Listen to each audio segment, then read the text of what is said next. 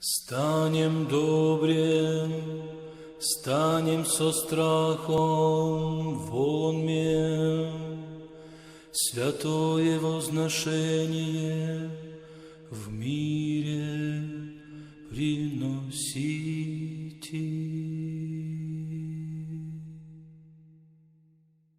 Милость мира,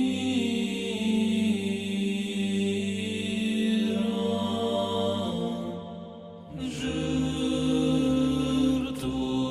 хваления.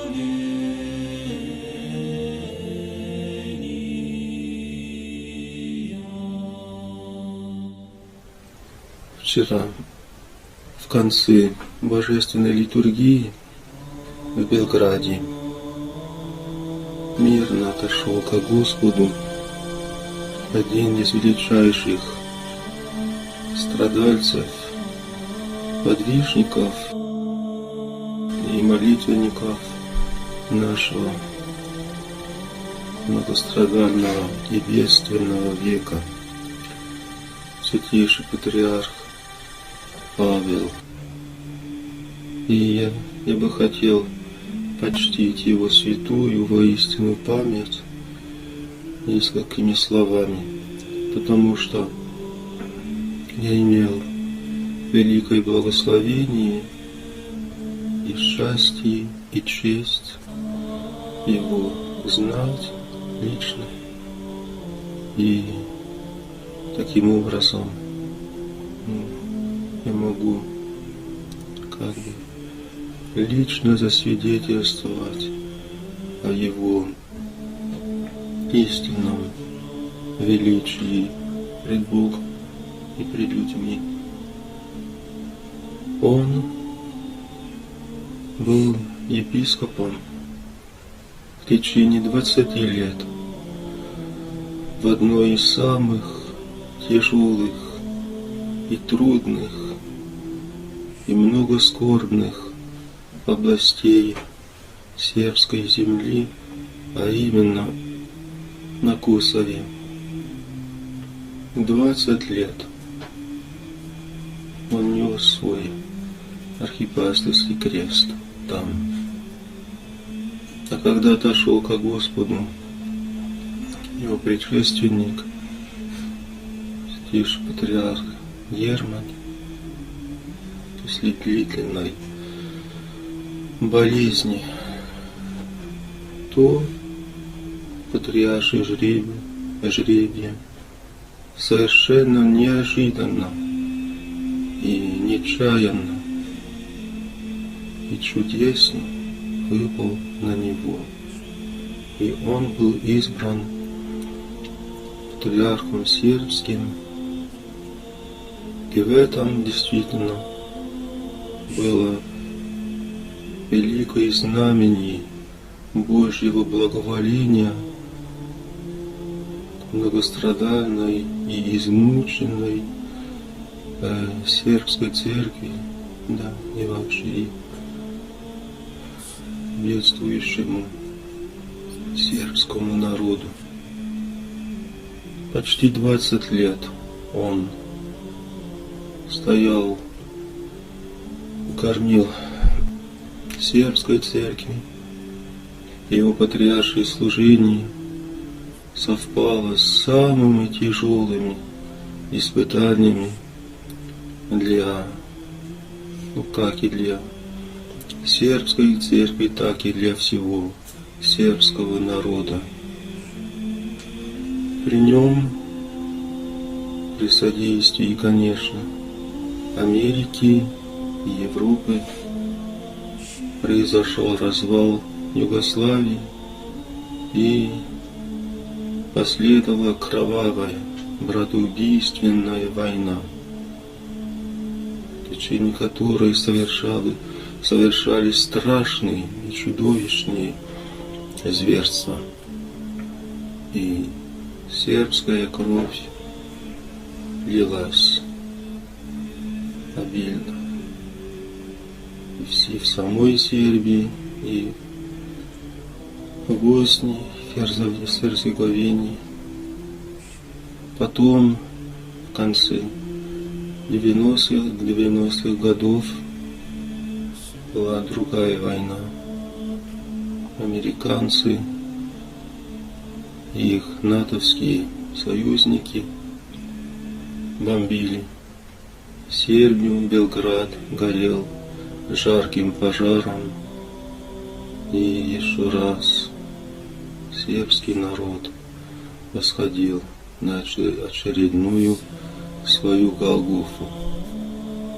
И так случилось, что в то время я тоже находился в Сербии, точнее в Черногории, и я тоже был свидетелем того вопиющего к небу беззакония, после чего сербская земля была фактически уничтожена как держава. Но это было лишь не все. При содействии Америки и Европы в скором времени отделилась Черногория, якобы независимая держава. Эти черногорцы ни в чем не отличаются от сербов. Они говорят на том же сербском языке. И, конечно, весь этот махровый национализм, шовинизм раздувается извне в определенных целях. Ну и совсем недавно произошло и отделение исконная сербская земля, колыбель сербской цивилизации Косово, Косовское поле, там, где в XIII веке происходила роковая битва великомученика Лазаря с мусульманами, и где он, как глава своего народа, избрал крестный путь. Он избрал крест, избрал мученичество. И Косовское поле было орошено кровью самого царя Лазаря и всех его храбрых, мужественных, самоотверженных воинов. Вот это святая земля, это святое святых, это святая сердцевина сербской земли при содействии определенных темных сил была оторвана от Сербии, не говоря уж о тех беззакониях, которые там совершались, да и ныне совершаются. Уничтожаются храмы, древние памятники архитектуры, убиваются мирные сербские жители, которых почти уже не осталось.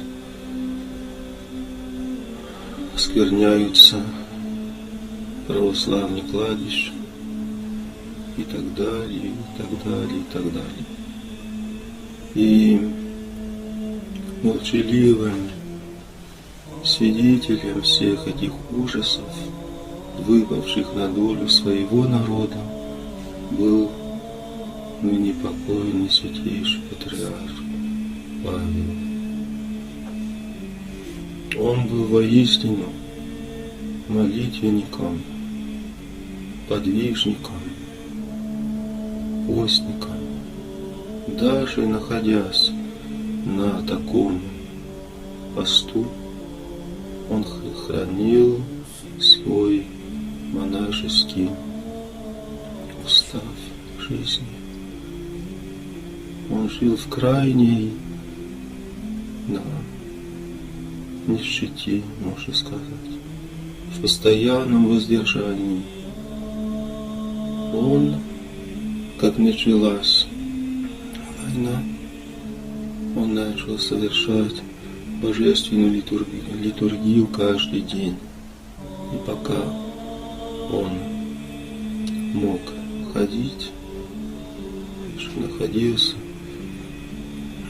в себе силы, он совершал божественную службу о жизни и спасении своей многострадальной Родины, да и всего мира.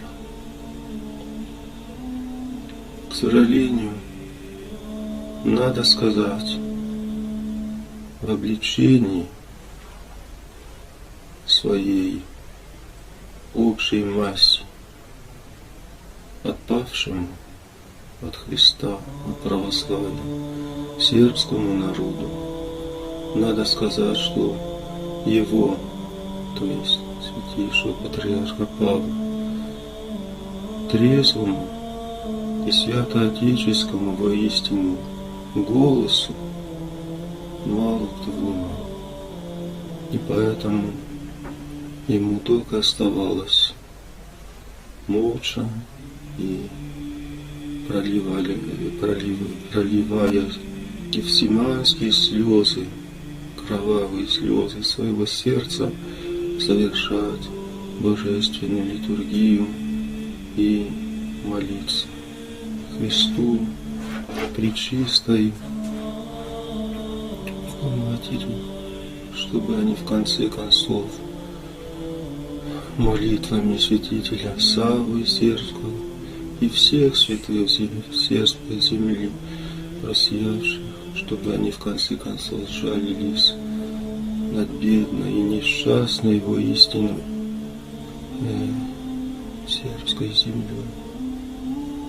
Ну, теперь завершился его исповеднический, святительский путь на земле, и его душа, святая душа, предстоит престолу Божию, лицу Божию, и я уверен, что он со святителем Саввой и со всеми сербскими святыми, и со всеми сербскими новомучениками он и дальше будет молиться за свою истерзанную, искалеченную страну сербскую, за свой заблудший народ. Как вы знаете, я 2 года служил в Черногории по его благословению. Он меня тогда благословил своим патриаршим и святитель, первосвятительским благословением. И с ним служил много раз. И могу свидетельствовать, что это было действительно воистину святоотеческая личность. Один из самых последних великих старцев нашего бедственного времени. И судьба так сложилась, тоже тесно связана с Сербией, сербской церковью, сербским народом. Меня там много осталось, много духовных чад, много друзей, знакомых. И поскольку я там жил, и не только жил, но и служил как клирик сербской церкви, я как бы изнутри узнал о проблемах, терзаниях и исканиях этой братской нашей поместной церкви. И она сейчас, сербская церковь, да и сербский народ вообще нуждается в сугубых молитвах. Она фактически находится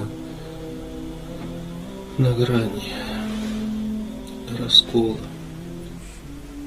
Как и везде действуют центробежные силы, чтобы максимально разбивать церковное единство по печально известной поговорке «разделяй и властвуй». Некоторым темным мировым силам выгодно разделение церковное, выгоден македонский церковный раскол, который до сих пор не преодолен. Выгоден черногорский церковный раскол, который активно, этому свидетель, поддерживается со стороны Америки и Европы. Ну, хотя ситуация, по-человечески говоря, тревожна, весьма тревожна. Но это по-человечески. А мы знаем, что сила Божия в немощи совершается. И даже из самых, казалось бы, опасных ситуаций Господь может извлечь полезной для церкви, как это было в начале революции, когда, казалось бы, да, все развалилось, разваливается и будет разваливаться. Но в силу того, что из-за революции государство наконец-то, то есть, скорее, церковь наконец-то отделилась от государства, стало возможно восстановление патриаршества на Руси. То есть стало возможно восстановление законного церковного управления, как и сейчас. Мы не знаем, что день грядущий нам готовит, но мы одно знаем и твердо знаем, что врата адова не одолеют церкви. И история нашей православной, соборной и апостольской и единой церкви доказывает это блестяще. Поэтому все, что сейчас происходит и внутри церкви, и в обществе, по всему миру, для нас не является поводом к унынию, к панике, а наоборот, это является поводом и призывом к сугубой трезвости и к сугубой молитве по примеру ныне покойного блаженной памяти святейшего патриарха Павла, чтобы и мы были до конца мужественными, твердыми, и чтобы мы всегда до конца выбирали только крест.